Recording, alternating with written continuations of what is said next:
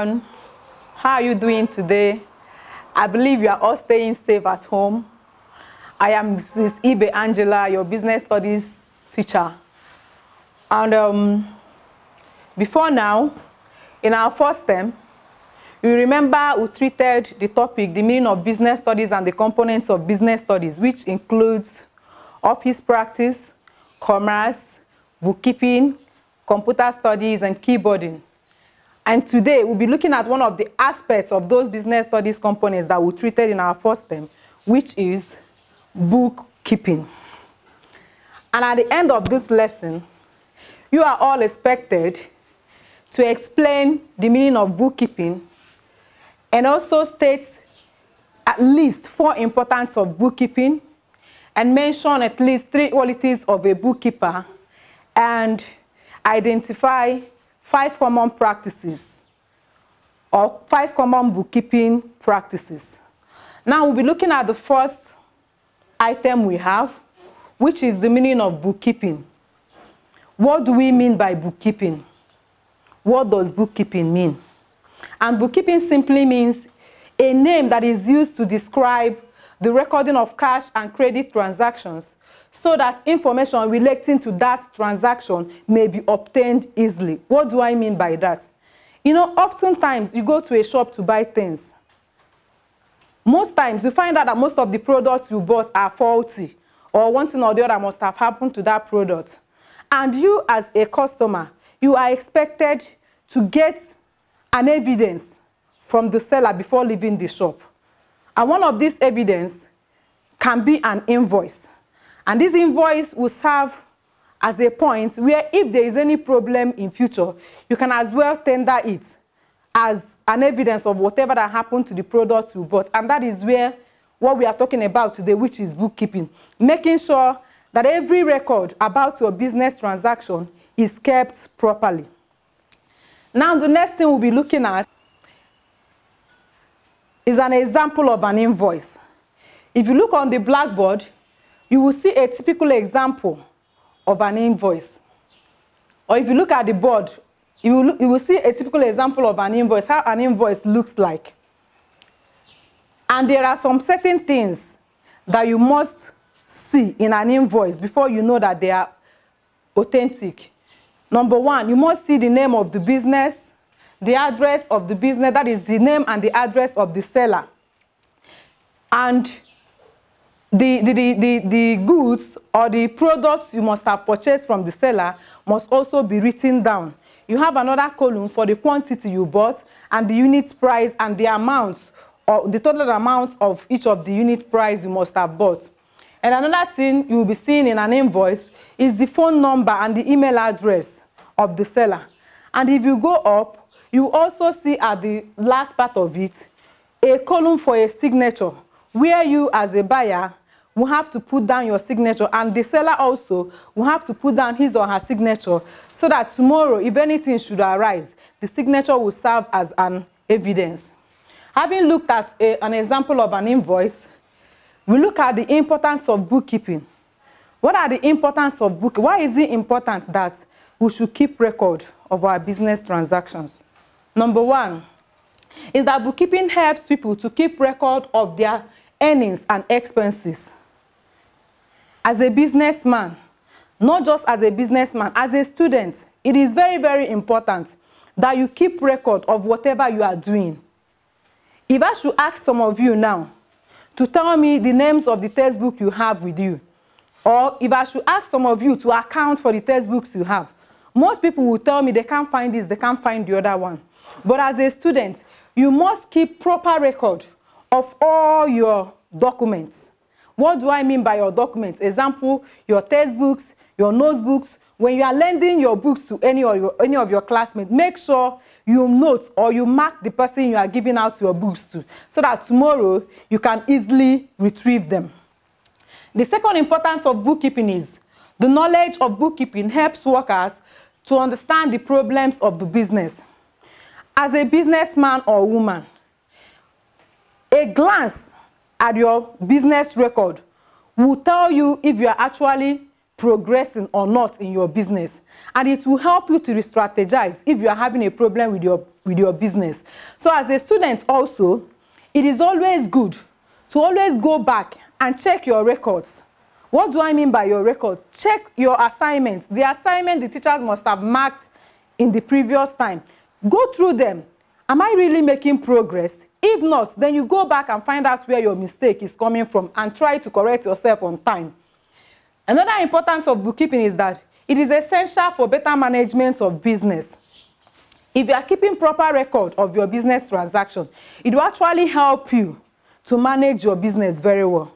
You don't even need to consult anybody to tell you what is happening in your business, because at a glance on your business transaction or your business record, you will be able to know, okay, this client or this customer is actually owing me. I need to go and get this money from this person, or my business is actually progressing or not. I need to do one or two things to make sure that this business is really growing.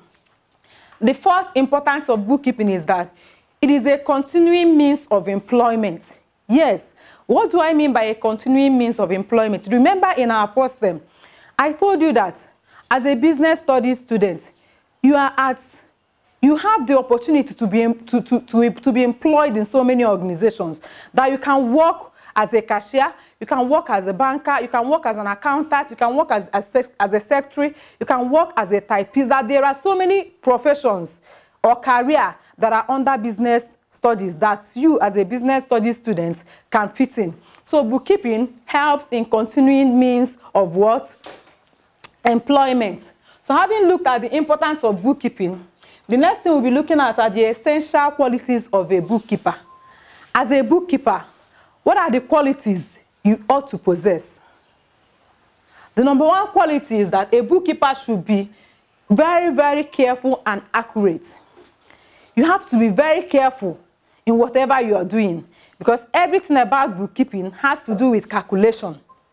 So you have to be very careful to avoid errors, because when you make a mistake, tomorrow that mistake might be used against you. So as a bookkeeper, always make sure that you are very, very accurate in writing down your transaction, and that you are what? Careful. The next quality of a bookkeeper is that you must write legibly. Make sure you have a very good handwriting. If your handwriting is not good, I don't know how your customer or whoever you are giving out a receipt or an invoice to will be able to see or identify what you've written down. So always make sure that your handwriting is very good. That is, make sure you write legibly. And the third one is, you should be able to operate any equipment under your control. What are those equipment that should be under your control as a bookkeeper? Number one, you must have a good knowledge of computer. Know how to operate the computer very well. And also know how to operate the photocopying machine. At least these are the small ones that in every business organization, you will be able to see them. So if you don't know how to operate these small ones, that means you are not ready to be a bookkeeper. So these are the qualities or the essential qualities of a bookkeeper. And that brings us to the next thing we have, the next subtopic, which is the common bookkeeping practices. Common bookkeeping practices. Now, the first common bookkeeping practice we ought to know is that the Naira and Kobo sign are not indicated in a ruled column. It is usually written on top. What do I mean by that?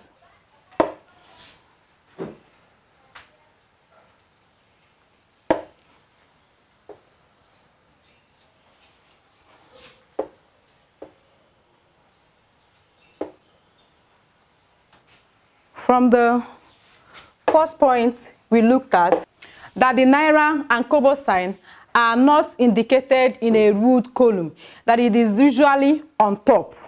What do I mean that is usually on top?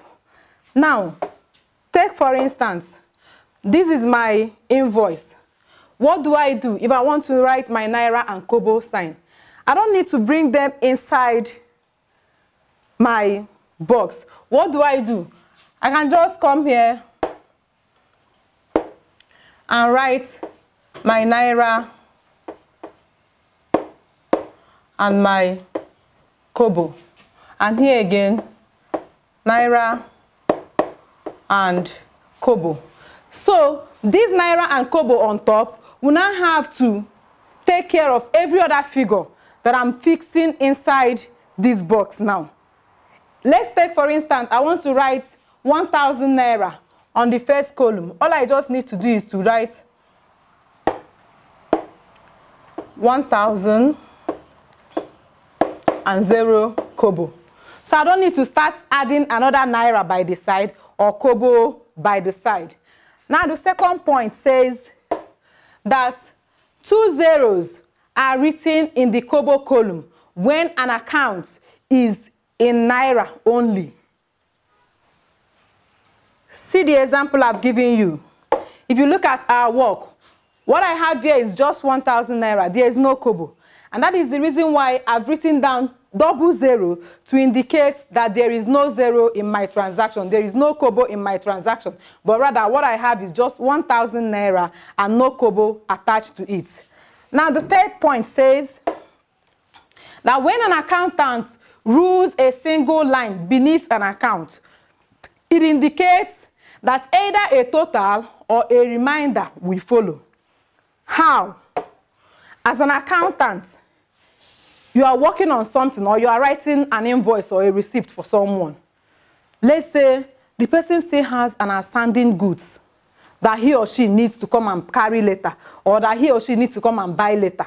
You've not finished with the person, and you decide to, at the end, to rule only one line like this before bringing down your total.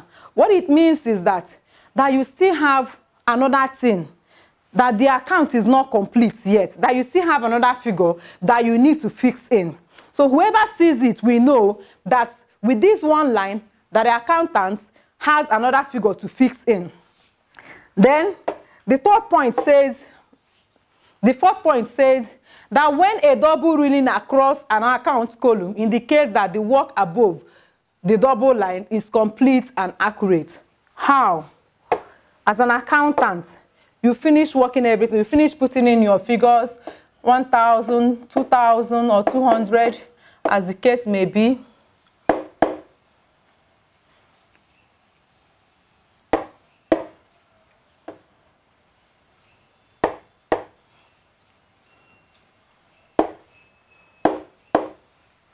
$200, I have 300 here. And this is all the figures I have. And I decided to calculate my total. And at the end, I'm seeing my total as 1,500. What do I do to show that my work is complete and accurate? All I need to do is to double rule here. Anybody that sees this will know that I've completed this transaction, that I'm not owing the customer and the customer is not owing me. Do you understand? Now, the last part of the common practices of bookkeeping is, for a neat accounting work, always make sure you use your ruler. Do not use hand in ruling. Most times, you might make mistake and rule where you are not supposed to rule. So for neat and accurate bookkeeping work, always make sure to do what? To use your ruler. And I think with this, we've come to the end of what we have today, which is bookkeeping. As we've all known, we've treated the meaning of bookkeeping, the importance of bookkeeping to us and to our businesses, and also the qualities of a bookkeeper. And lastly, the common practices of bookkeeping. And I believe with this that you will be able to answer these my small questions. And please, make sure you submit these assignments. Number 1 question says to define bookkeeping and to name 3 professionals that have benefited from the knowledge of bookkeeping. Of course, you can do that. It's a very simple question. Then number 3, state 2 essential qualities of a bookkeeper or bookkeeping. Then the 4th one, mention 3 common bookkeeping practices. I hope you've all enjoyed the class. Thank you very much for your active participation. See you in our next meeting. Bye.